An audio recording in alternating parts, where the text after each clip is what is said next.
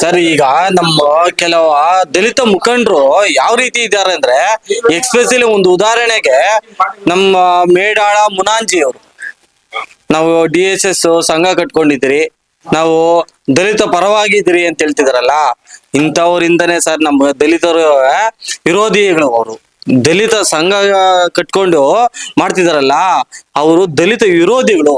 ಯಾವ ರೀತಿ ಅಂದ್ರೆ ಅವರು ನಮಗೆ ನ್ಯಾಯ ಕೊಡೋ ರೀತಿಯಲ್ಲೇ ಬಂದು ಅನ್ಯಾಯ ಮಾಡ್ತಿದ್ದಾರೆ. ಎಕ್ಸಾಂಪಲ್ ನಮ್ಮೂರ್ಗೆ ತಗೊಳ್ಳಿ, ಬೇರೆ ಯಾವ್ದು ತಗೊಂಬೇಡಿ. ಅವ್ರು ಏನ್ ರೀತಿ ಮಾಡ್ತಿದ್ದಾರೆ, ಯಾವ ರೀತಿ ಮಾಡ್ತಿದ್ದಾರೆ ಅಂದ್ರೆ ಅಲ್ಲಿ ಬಂದು DC ಕಚೇರಿಯಲ್ಲಿ ಇವತ್ತು ಸಭಾಂಗಣದಲ್ಲಿ ನಮ್ಮನ್ನ DC ಅವರು ಕರೆದಿದ್ರೆ ಒಂದು ಮೀಡಿಯಾ ಸ್ಟೇಟ್ಮೆಂಟ್ ಕೊಡ್ತಾರೆ. ಒಬ್ಬ ದಲಿತ ವಿರೋಧಿ ಯಾವ ರೀತಿ ದಲಿತರ ಮೇಲೆ ಕೊಡ್ತಿದ್ದಾರೆ. ಯಾವ ರೀತಿ ಕೊಡ್ತಿದ್ದಾರೆ ಅಂದ್ರೆ, ಇದೇ 1947 ಸ್ವಾತಂತ್ರ್ಯ ಬಂತಲ್ವಾ, ನಮ್ಗೆ ಒಂದು ಚುನಾವಣೆ ನಡೆಯುತ್ತೆ. ಆ ಚುನಾವಣೆಯಲ್ಲಿ ಡಾಕ್ಟರ್ BR ಅಂಬೇಡ್ಕರ್ ಅವರು ಸ್ಪರ್ಧೆ ಮಾಡ್ತಾರೆ. ಸ್ಪರ್ಧೆ ಮಾಡ್ಬೇಕಾದ್ರೆ ಇಂಥ ದಲಿತ ವಿರೋಧಿಗಳೇ ಅವರನ್ನ ಸೋಲಿಸ್ತಾರೆ. ಆ ತರ ಉದಾಹರಣೆ ಹೇಳ್ಬೇಕಂದ್ರೆ ನಮ್ಮ ಮುನಾಜಿ ಅವರೇ ಆ ತರ ವಿರೋಧಿಗಳವರು. ಈ ತರ ವಿರೋಧಿಗಳಿಂದಾನೇ ನಮ್ಗೆ ಇಷ್ಟೊಂದು ಅನ್ಯಾಯ ಆಗ್ತಿರೋದು. ಅದನ್ನ ಬಿಟ್ರೆ ನಾವು ಬೇರೆ ಉದಾಹರಣೆ ಮಾಡೋದಕ್ಕೆ ಆಗಲ್ಲ. ಅಷ್ಟೊಂದು ಹೀನಾಯ ಸ್ಥಿತಿ ತಗೊಂಬಂದಿಟ್ಟಿದ್ದಾರೆ. ಈಗ ನಿಜವಾದ ದಲಿತ ಪರವಾಗಿ ಓಡಾಡುವಂತ ನಾಯಕರಿದ್ದಾರೆ. ಅದ್ರಿಗೆ ಇಂಥವರಿಂದ ಅವ್ರಿಗೂ ಮರ್ಯಾದೆ ಇಲ್ಲದೆ, ಇವ್ರಿಗೂ ಮರ್ಯಾದೆ ಇಲ್ಲದೆ, ನಮಗ್ ನ್ಯಾಯನೂ ಸಿಗದೆ ತುಂಬಾ ಅಂದ್ರೆ ತುಂಬಾ ನಮ್ಗೆ ಅನ್ಯಾಯ ಆಗ್ತಿದೆ. ನಮ್ಮ ಸಂಘಟನೆಗಳು ಇವರೆಲ್ಲರಿಗೂ ಹೇಳ್ತೀರಿ, ದಯವಿಟ್ಟು ಇವ್ರನ್ನ ರಿಜಿಸ್ಟ್ರೇಷನ್ ಕ್ಯಾನ್ಸಲ್ ಮಾಡಿಸ್ಬಿಡಿ. ಏನಕ್ಕೆ ಬೇಕು ಇವ್ರಿಗೆ? ಇಂಥವ್ರು ಏನ್ ಬೇಕು? ಒಂದು ಮೀಡಿಯಾ ಸ್ಟೇಟ್ಮೆಂಟ್ ಅಲ್ಲಿ ನೋಡಿ ಯಾವ ರೀತಿ ಕೊಟ್ಟಿದ್ದಾರೆ. ಅವ್ರು ಫಸ್ಟ್ ಅಲ್ಲಿ ಕೊಟ್ಟಿರೋದು ನೋಡಿ, ಲಾಸ್ಟ್ ಅಲ್ಲಿ ಕೊಟ್ಟಿರೋದು ನೋಡಿ. ಇದಕ್ಕೆ ಉದ್ಭವ ಮಾಡಿ ಏನು ಇದು ಅವ್ರ ಮಾತಿನ ಚಟುವಟಿಕೆ ಏನು ನೋಡ್ಬಿಟ್ಟು ನೀವೇ ಕಣಿಸ್ಬಿಟ್ಟು ದಯವಿಟ್ಟು ನಮ್ಮ ಸಮಾಜ ಕಲ್ಯಾಣ ಇಲಾಖೆಯವ್ರಿಗೆ ನಾವು ಮನವಿ ಮಾಡ್ಕೊಡ್ತೀರಿ, ಅವರ ಲೈಸೆನ್ಸ್ ಅನ್ನು ರದ್ದು ಮಾಡಿ. ಅವರೊಬ್ಬ ರೌಡಿ ಶೀಟ್ರ್ ಅವರು. ಸರ್ ಸುನೀಲ್ ಅಂತ. ಇಷ್ಟೊತ್ತಿನಲ್ಲಿ ಏನಕ್ಕೆ ಸರ್ ಪ್ರೆಸ್ ಮೀಟ್ ಕರೆದಿತ್ತು? ಸರ್ ಏನು ಇಲ್ಲ, ನಮ್ಮೂರಲ್ಲಿ ಸುಮಾರು 4 ತಿಂಗಳಿಂದ ವಾದ ವಿವಾದಗಳು ನಡೀತಿದೆ. ಏನ್ ವಿಚಾರ ಅಂದ್ರೆ ಒಂದೇ ವಿಚಾರ, ಅಂಬೇಡ್ಕರ್ ಪುತ್ಥಳಿ ವಿಚಾರ. ಅದು ಆಲ್ರೆಡಿ ಸೋಷಿಯಲ್ ಮೀಡಿಯಾದಲ್ಲಿ ಪ್ರತಿಯೊಂದರಲ್ಲಿ ಓಡಾಡ್ತಿದೆ. ನಮ್ಮ DSS ಮುಖಂಡರು ಅಂತ ಹೇಳ್ಕೊಂಡು ಓಡಾಡ್ತಿದಾರಲ್ಲ, ಅವರು DSS ಮುಖಂಡ್ರಲ್ಲ, ಅವರು ದಲಿತ ವಿರೋಧಿಗಳು. ಯಾವ ರೀತಿ ವಿರೋಧಿಗಳಂದ್ರೆ ಒಂದು ಪ್ರೆಸ್ ಮೀಟ್ ಮಾಡ್ತಾರೆ. ಅದು ಯಾವ ರೀತಿ ಮಾಡ್ತಾರೆ ಅಂದ್ರೆ, ನಾವು ಏನೋ ನಮ್ದು ಪರ್ಸನಲ್, ನಾವೇನೋ ಯಾರ ಹತ್ರನೋ ಒಂದು 25ರಿಂದ 30 ಲಕ್ಷ ರೂಪಾಯಿ ಸಾಲ ಮಾಡಿದ್ರಂತೆ, ಅವ್ರ ಹತ್ರ ಹೋಗಿದಾರಂತೆ, ಕೇಳಿದಾರಂತೆ. ಅವರು ಬಂದ್ಬಿಟ್ಟು ಪ್ರೆಸ್ ಮೀಟ್ ಅಲ್ಲಿ ನಮ್ಮನ್ನ ಏಕವಚನದಲ್ಲಿ ಮಾತಾಡೋದು, ನಮ್ಮ ಭಯ ರೀತಿಯಲ್ಲಿ. ಹಾಗಾದ್ರೆ ನೀವು ಈಗ ಪ್ರೆಸ್ ಮೀಟ್ ಅಲ್ಲಿ ಏನೋ ಒಂದು ಸೋಷಿಯಲ್ ಮೀಡಿಯಾನಲ್ಲಿ ಹರಲಾಡ್ತಾ ಇದೆ ನಿಮ್ ವಿಚಾರ. ಸುನೀಲ್ ಅನ್ನೋ ನೀವೇ ಅಲ್ವಾ? ಈಗ ನೀವು ಹಂಗಂದ್ರೆ ಏನೋ ಒಂದು ಸಾಲ ಮಾಡಿದ್ದಾರೆ, 20ರಿಂದ 30 ಲಕ್ಷ ಸಾಲ ಮಾಡಿದ್ದಾರೆ ಅಂತ ಹೇಳಿದ್ದಾರೆ. ಅದು ಎಷ್ಟು ಮಾತ್ರ ಸರಿ, ಎಷ್ಟು ಮಾತ್ರ ತಪ್ಪು? ಸರ್ ಅದ್ರಿಗೆ ಇದ್ರೆ ಕೊಡ್ಬೋದು ಸರ್. ದಾಖಲೆ ಇದ್ದು ಅವ್ರು ಹೇಳಿದಾರಲ್ಲ, ದಾಖಲೆ ಇದ್ದು ತಗೊಂಬಂದ್ ಕೊಟ್ಟರೆ ಇದೆ ನೋಡಿ ಸರ್. ನಮ್ಮ ಹತ್ರ ಯಾವುದೇ ರೀತಿ ಇದುವರೆಗೂ ಒಬ್ರು ಬಂದು ನಮ್ಮ ಹತ್ರ ಕಾಸು ಕೊಡಿ ಅಂತ ಕೇಳಿಲ್ಲ. ಇದುವರೆಗೂ 4 ತಿಂಗಳಿಂದನೂ ಯಾವುದೇ ರೀತಿ ಇಲ್ಲೇ ಇರುವಂತ ವಿಚಾರ ಈಗ ಉದ್ಭವ ಆಗ್ತಿದೆ. ಯಾವ ರೀತಿ ಉದ್ಭವ ಆಗ್ತಿದೆ ಅಂದ್ರೆ, ಅವರಷ್ಟಾಗೆ ಅವರೇ ಕ್ರಿಯೇಟ್ ಮಾಡ್ಕೊಳೋದು. ಇದು ಏನೇ ಆಗ್ಲಿ, ಇದು ಯಾವುದೇ ವಿಚಾರ ಆಗ್ಲಿ, ಇವರನ್ನ ಮಾತ್ರ ಮುಂದೆ ಬಿಡಬಾರ್ದು. ಮೇನ್ ರೀಸನ್ ಇಲ್ಲಿ ಏನು ಬಂದಿದೆ ಅಂದ್ರೆ, ಉಲ್ಲಂಕಲ್ಲಲ್ಲಿ ಸುನೀಲ್ ಅನ್ನೋರು ಒಂದು ಮುಖಂಡರಾಗಿದ್ದಾರೆ, ದಲಿತ ಮುಖಂಡರು. ಇವರು ಒಬ್ಬನ್ನ ಕಂಟ್ರೋಲ್ ಮಾಡ್ಬಿಟ್ರೆ ನಾವ್ ಏನ್ ಬೇಕಾದ್ರೂ ಮಾಡ್ಬೋದು. ಇದೊಂದೇ ಒಂದು ರೀಸನ್ ಇಟ್ಕೊಂಡು ನಮ್ಮ ಮೇಲೆ ಇಲ್ಲದೆ ಬರದೇ ಇರುವಂತ ಆರೋಪಗಳು ಎಲ್ಲ ಮಾಡ್ತಿದ್ದಾರೆ. ಅವರು ಒಬ್ಬ ಪೆರೇಡ್ಗೆ ಹೋಗೋದಿಲ್ಲ.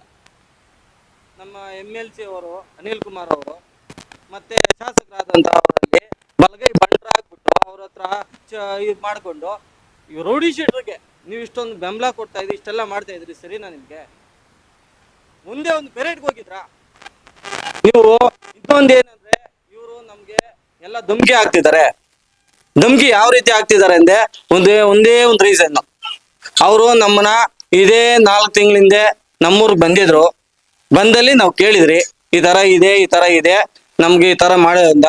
ಫಸ್ಟ್ ದಿನ ಬಂದಿದ್ದ ದಿವಸ ಸ್ವಚ್ಛವಾಗಿ ಮಾತಾಡಿದ್ರು, ನಮಗೆ ನ್ಯಾಯ ಕೊಡೋ ರೀತಿಯನ್ನೇ ಮಾತಾಡಿದ್ರು.